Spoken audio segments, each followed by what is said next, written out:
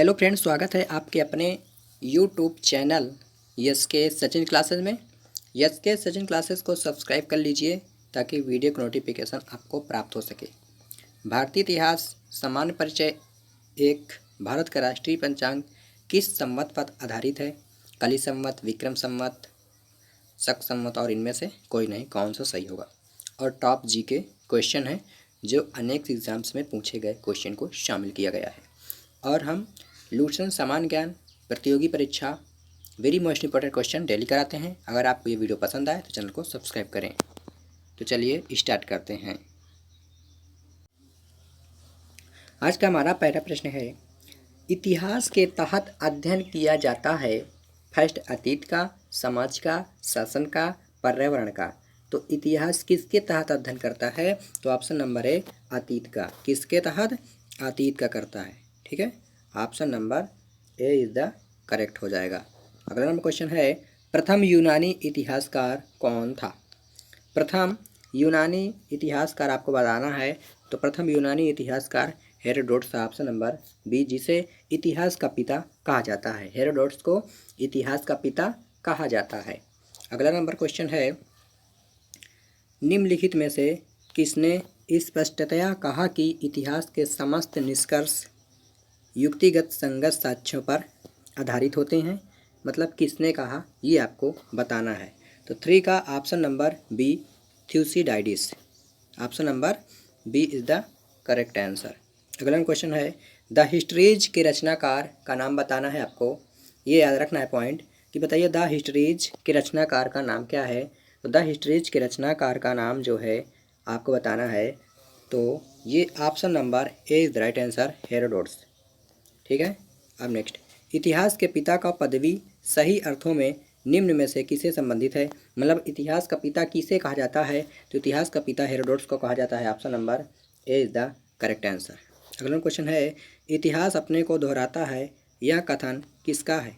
ये आपको बताना है। इतिहास अपने को दोहराता है, यह कथन किसका है? तो यह कथन हीगेल का है। किसका है? Option number A is the correct answer, Hegel का है।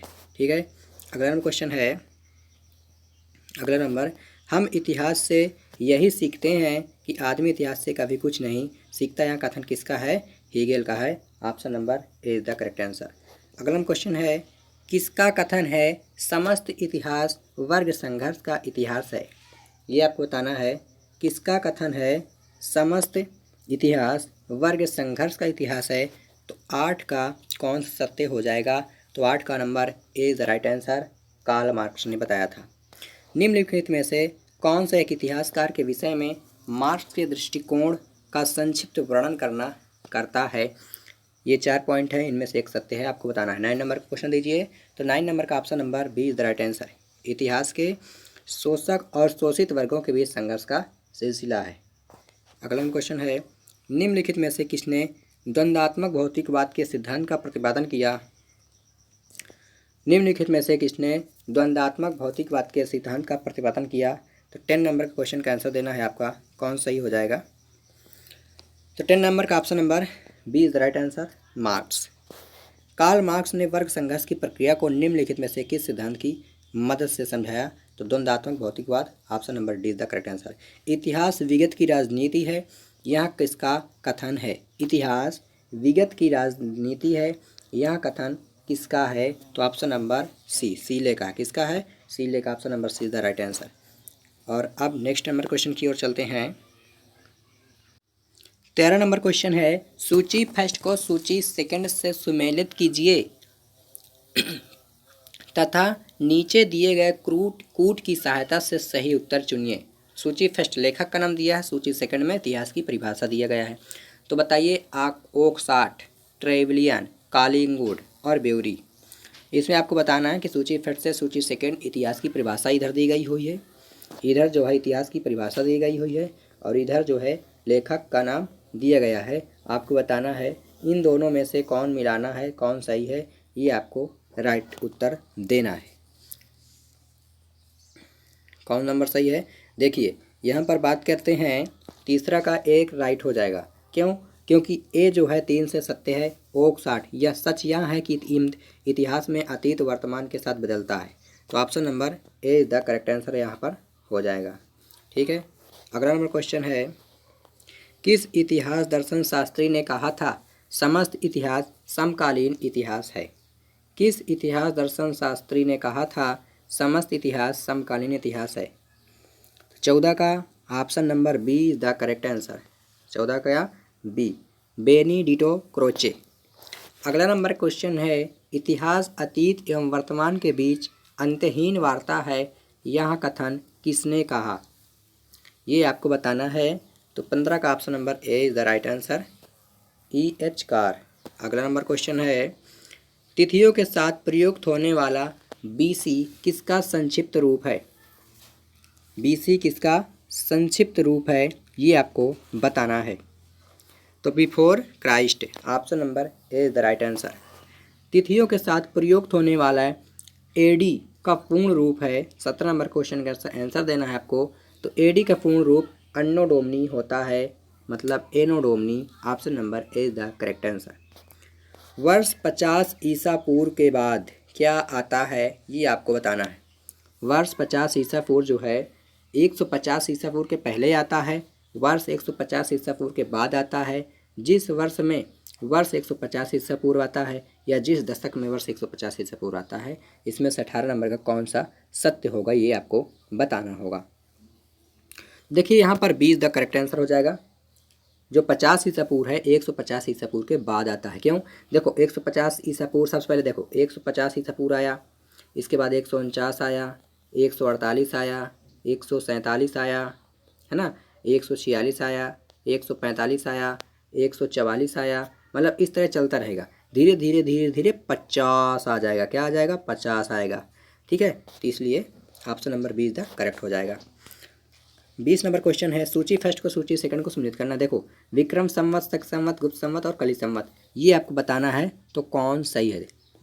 देखो यहाँ पर विक्रम संवत बताइए। विक्रम संवत की बात करें तो 58 ईसा पूर्व है। विक्रम संवत क्या है? 58 ईसा पूर्व है, 58 विक्रम संवत। ठीक है, और शक संवत की बात करें तो शक संवत 78 ईस्वी में है। तो यहाँ पर ए और बी, मतलब ए 3 और बी 4, ए 3 बी 4 है, जिस होगा वहीं पर सत्य हो जाएगा। तो यहाँ पर option number D is the right answer, A 4 B 3 हो जाएगा। ठीक है, अगला क्वेश्चन है, विक्रम संवत प्रारंभ हुआ था। देखिए अभी बताए हैं कि विक्रम संवत कब प्रारंभ हुआ था, तो option number A is the right answer, 58 ईसा पूर्व में। विक्रम संवत 58 ईसा पूर्व में, और शक संवत की बात करें तो 78 ईस्वी में प्रारंभ हुआ था। शक संवत का प्रारंभ किस सम्राट के शासनकाल में? 78 ईस्वी में हुआ था। तो ये कनिष्क के शासनकाल में हुआ था। Option number B is the right answer. Bharat का राष्ट्रीय पंचांग किस संवत पर आधारित है? भारत का राष्ट्रीय पंचांग किस संवत पर आधारित है? तो ये बात है शक संवत पर आधारित है। ठीक, किस संवत पर? शक संवत पर। गुप्त संवत 319 से 320 को प्रारंभ करने का श्रेय किसे दिया जाता है? देखो गुप्त संवत 319 से 320 ईसा पूर्व तक चला, और इसको प्रारंभ करने का श्रेय किसे दिया जाता है, आपको बताना है उत्तर। तो 24 का A is the right answer, Chandragupta प्रथम। किसको दिया जाता है? चंद्रगुप्त प्रथम को। चंद्रगुप्त प्रथम ने गुप्त संवत का प्रारंभ किस उपलक्ष्य में किया, ये आपको बताना है। तो अपने राज्यरोहण की स्मारक के रूप में। Option number A is the correct answer. निम्न कथनों पर विचार कीजिए, तो नीचे कूट्स का उत्तर आपको देना है। देखो विक्रम संवत 58 ईसा पूर्व में आरंभ हुआ था, ये सत्य है। शक संवत सन 78 ईस्वी 78 से प्रारंभ आरंभ हुआ, ये भी सत्य है। गुप्त संवत 319 से 320 ईसा पूर्व आरंभ हुआ, यह भी सत्य है। तो भारत में मुसलमान शासन का युग 1192 ईसा, ये गलत हुआ।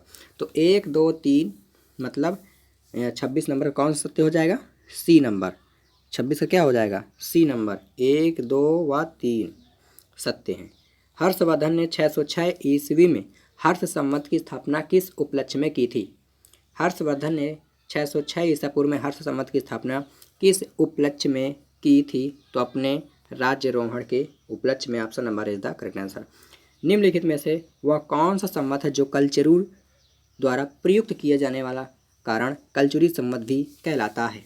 तो ये त्रैकूट संवत। Option number C is the correct answer, 28 का। ठीक है, 28 का क्या होगा? सी नंबर। चालुक्य विक्रम संवत का प्रचलन किसने किया था? चालुक्य विक्रम संवत का प्रारंभ किसने किया था? तो ऑप्शन नंबर सी, विक्रमादित्य 5। ठीक है।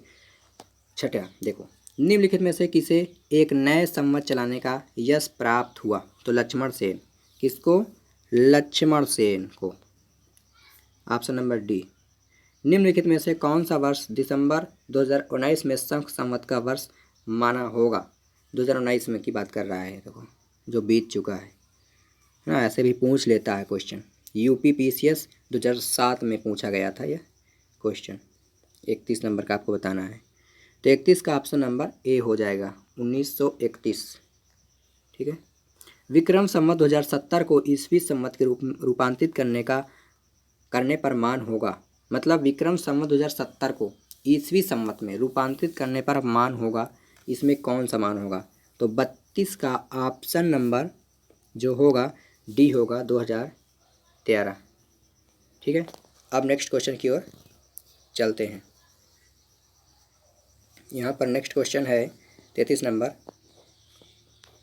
विक्रम एवं शक संवत के आरंभ के बीच कितने वर्षों का अंतर होता है? तो ऑप्शन नंबर सी, 135 वर्षों के बीच अंतर होता है विक्रम और शक संवत के बीच। पुलकेशिन द्वितीय का बदामी शिलालेख शक वर्ष 645 का दिनांकित है। यदि इसे विक्रम संवत दिनांकित करना हो तो वर्ष होगा 34 का ऑप्शन नंबर ए 600 होगा। ठीक है।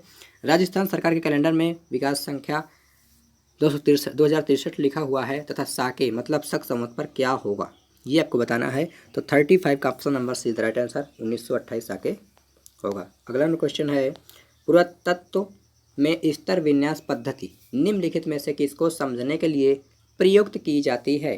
तो 36 का option number B is the right answer. क्या होगा? बी, भौतिक अवशेष के क्रमिक निक्षेप। कार्बन 14 तिथि निर्धारण करने की पद्धति का विकास किसने किया?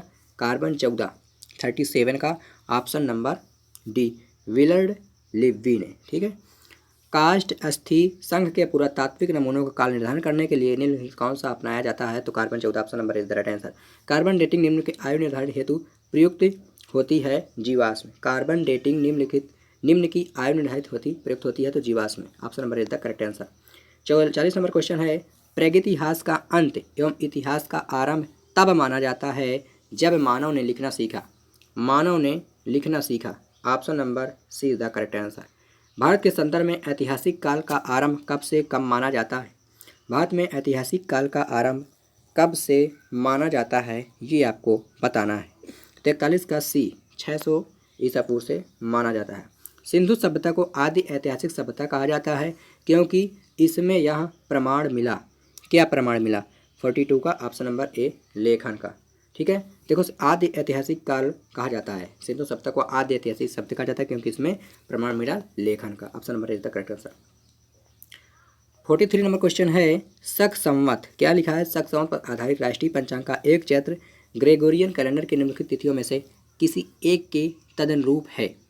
43 का तो ऑप्शन नंबर क्या होगा, जल्दी बताइए। ऑप्शन नंबर ए होगा, 22 मार्च या 21 मार्च। 22 मार्च या 21 मार्च। किसने इतिहास को प्राचीन, मध्यकालीन और आधुनिक तीनों भागों में बांटकर देखने का रिवाज चलाया था? मतलब मध्यकालीन और आधुनिक और प्राचीन दोनों को मतलब बांटकर देखने का रिवाज चलाया था। तो 44 का option number D is right answer, सिलेरियस। किसने? सिलेरियस। Option number D is the correct answer. I hope ये वीडियो पसंद आई हो। चैनल को लाइक, सब्सक्राइब और शेयर करना मत भूलिए। ठीक है। इसी तरह की लेटेस्ट वीडियो अगर पाना है तो चैनल को सब्सक्राइब कर लीजिए ताकि वीडियो का नोटिफिकेशन आपको प्राप्त हो सके। और हम एक अगले चैप्टर के साथ पुनः मिलते हैं। तब तक के लिए जय हिंद, वंदे मातरम, जय श्री कृष्ण।